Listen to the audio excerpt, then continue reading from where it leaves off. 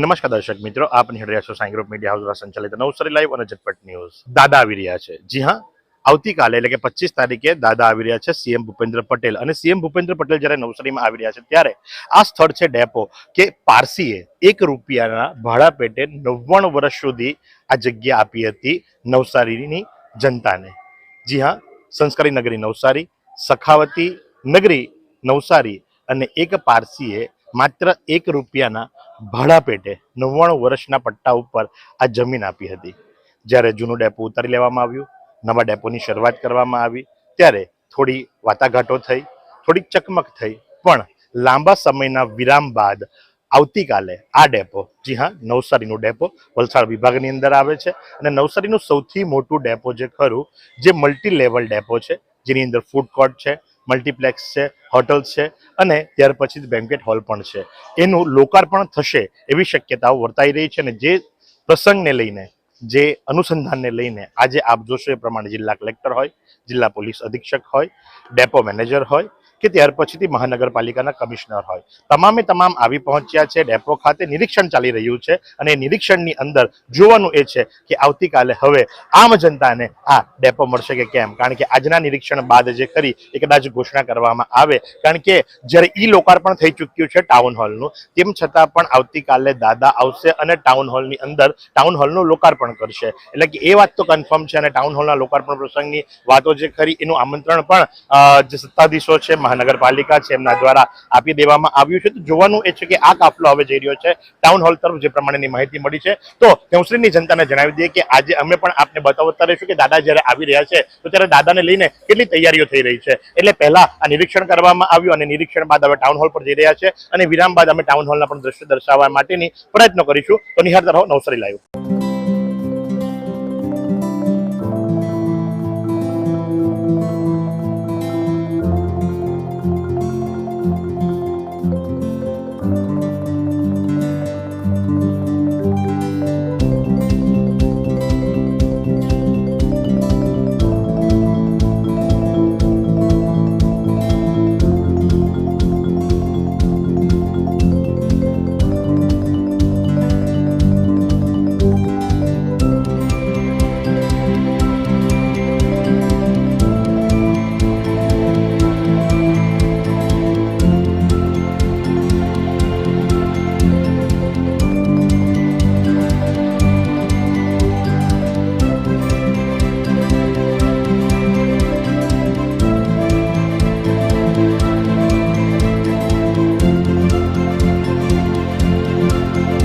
વિરામ બાદ આપનું હાર્દિક સ્વાગત છે અને આપ જોશો એ મુજબ કે અમે આવી પહોંચ્યા છે ટાઉન હોલ ખાતે અને ખરેખર ખૂબ સરસ મજાનો ટાઉન હોલ બનાવવામાં આવ્યો છે. આમ તો આનું લોકાર્પણ જે ખરું કરી દેવામાં આવ્યું છે. લોકાર્પણ કર્યા બાદ પણ ફરી પાછા જ્યારે દાદા આવી રહ્યા છે, એટલે કે ભૂપેન્દ્ર પટેલ જ્યારે નવસારી પધારી રહ્યા છે તો ત્યારે એમના હસ્તકે પણ લોકાર્પણ કરવામાં આવશે એ વાતે જોર પકડ્યું છે અને જેના આમંત્રણ પત્રિકા પણ છપાઈને આવી ચૂક્યા છે. અને સૌને જણાવતા આનંદ થાય છે કે આવતીકાલે એટલે કે 25 તારીખે સાંજે 4 કલાકે અહીં જે ખરું એ લોકાર્પણ થવા જઈ રહ્યું છે અને ભૂપેન્દ્ર પટેલના હસ્તે થવા જઈ રહ્યું છે. તો જેને સંદર્ભમાં લઈ અને હાલ આખું જિલ્લા વહીવટી તંત્ર જે ખરું એ ટાઉન હોલ ખાતે આવી ચૂક્યું છે અને ટાઉન હોલ ખાતે સાથે જ ભાજપ જિલ્લા પ્રમુખ ભૂરાભાઈ શાહ અને એમની ટીમ પણ આવી પહોંચી છે. આપ જોશો તમામ અધિકારીઓ અને કર્મચારી ગણ કે જે ટેકનિકલ હોય કે ત્યાર પછીથી એડમિન હોય, તમામે તમામ આવી ચૂક્યા છે અને આપ જોશો એ મુજબ કે ખૂબ સરસ મજાનો, હું મારા કેમેરા પર્સનને વિનંતી કરીશ કે આપને બતાવે, કારણ કે લાઇટિંગથી માંડી અને કુલિંગથી માંડી તમામ વસ્તુ ચાલુ કરી દેવામાં આવી છે. સ્ક્રીન પણ ચાલુ કરવામાં આવી છે જેથી કરીને ખ્યાલ આવે કે લગભગ 850ની કેપેસિટી ધરાવતો આ અદ્યતન ટાઉન હોલ જે ખરો એ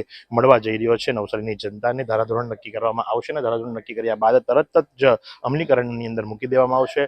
પુશબેક સરસ મજાની ચેર્સ છે, સરસ મજાનું કાર્પેટ લગાવવામાં આવ્યું છે, મોટી સ્ક્રીન છે, આખો જ વુડન સ્ટેજ છે અને ખૂબ સરસ મજાના સાઉન્ડ સિસ્ટમની સાથે અદ્યતન કહી શકાય. જી હા, આપ જોશો તો આપને થશે કે ખરેખર નવસારી મહાનગરપાલિકાએ પ્રગતિ કરી હોય એવું લાગી રહ્યું છે. અદ્યતન ટાઉન હોલ જે ખરો એ હાલ લોકાર્પણ થવા આવતીકાલે ફરી એકવાર જઈ રહ્યો છે. તો ડેપો અને ત્યારબાદ ફરી એકવાર આ ટાઉન હોલનું લોકાર્પણ આવતીકાલે થવા જઈ રહ્યું છે. તો આ જ પ્રમાણે, કારણ કે જ્યારે આવતીકાલે દાદા આવવાના હોય, ભૂપેન્દ્ર પટેલ આવવાના હોય, એટલે દેખીતી વસ્તુ છે કે ટીમ જે ખરી એ સતર્ક થઈ ગઈ હોય, પછી એ એડમિન સ્ટાફ હોય, પોલીસ સ્ટાફ હોય કે ત્યાર પછીથી ભાજપની પોતાની ટીમ હોય, એ તમામે તમામ લાગી ચૂક્યા છે. માહિતી ખાતું પણ અહીં છે. આવતીકાલે ક્યાં કોને બેસાડવામાં આવશે, કે રીતેની વ્યવસ્થા કરવામાં આવશે, એની સંપૂર્ણ માહિતી જે કરી હાલ એની સમીક્ષા કરવામાં આવી રહી છે. તો સાથે જ આ તમામ તૈયારીઓને લઈ અને જિલ્લા કલેક્ટર ક્ષિપ્રા શું જણાવી રહ્યા છે, ચાલો આપણે સાંભળીએ. આવતીકાલે ગુજરાત રાજ્યના માનનીય મુખ્યમંત્રી શ્રી નવસારીમાં વિવિધ ખાતાના ખાતમુહૂર્ત અને લોકાર્પણના કાર્યક્રમોમાં પધારે છે, જેમાં મોટા ભાગના 2 પ્રોગ્રામ છે. એક મહાનગરપાલિકાના વિવિધ ખાતમુહૂર્ત અને લોકાર્પણના કાર્યક્રમ છે, એની સાથે જ નવસારીનું બની રહેલું મોટું નવું જે બસ પોર્ટ છે એનું લોકાર્પણ થશે. એની સાથે બાકીના ખાતાના મળીને આશરે 475 કરોડના કામોનું ખાતમુહૂર્ત અને લોકાર્પણ થશે, જેના બાબતે એક આપણી પબ્લિક મીટિંગ મોટી સભા પણ થવાની છે, જે નવસારીના નવનિર્મિત ટાઉન હોલમાં થવાની છે. આના બાબતે લોકો મુખ્યમંત્રીશ્રીનું અભિવાદન કરવા માંગે છે. એના બાબતે આ કાર્યક્રમોની તૈયારીમાં વહીવટી તંત્ર વતી બધી તૈયારીઓ કરવામાં આવેલી છે અને એની સાથે જ આ કાર્યક્રમોમાં નવસારીના નગરજનોને માનનીય મુખ્યમંત્રી શ્રી જ્યારે આવે છે ત્યારે અભિવાદન માટે પણ અમે લોકો અપીલ કરીએ છીએ.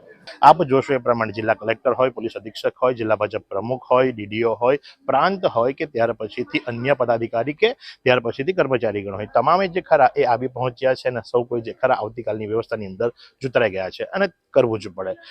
મહત્વની વાત એ છે કે નવસારીની જનતા જે ખરી હાલ તો ખુશ થઈ રહી છે, કારણ કે રસ્તા ઉપર પટ્ટા પડી રહ્યા છે, રસ્તાઓ સાફ થઈ રહ્યા છે, આ ડામર વર્ક ચાલી રહ્યો છે. એટલે નવસારીની જનતા તો એવી જ આશા રાખે કે જેમ બને એમ વહેલી તકે જે ખરું એ આ જ રીતે કોઈને કોઈક અધિકારીઓ આવતા રહે અને અધિકારીઓ આવતા રહે તો ખૂબ સારું, કારણ કે નવસારીની નગર વ્યવસ્થામાં ખૂબ ફાયદો થાય. તો આ જ પ્રમાણે પડે પડની અપડેટ આપવા માટેના પ્રયત્નો કરીશું. નિહાળતા રહો Navsari live. Camera person Sahil રાજપૂતની સાથે હું મહેશ ભટ્ટ. आइसक्रीम हमारे यहाँ रोज चाहिए, और वो भी रिफ्रेश के आइसक्रीम मिक्स. 5 से ज्यादा वैरायटीज. सर्च करो, क्लिक करो, लाइफ को रिफ्रेश करो.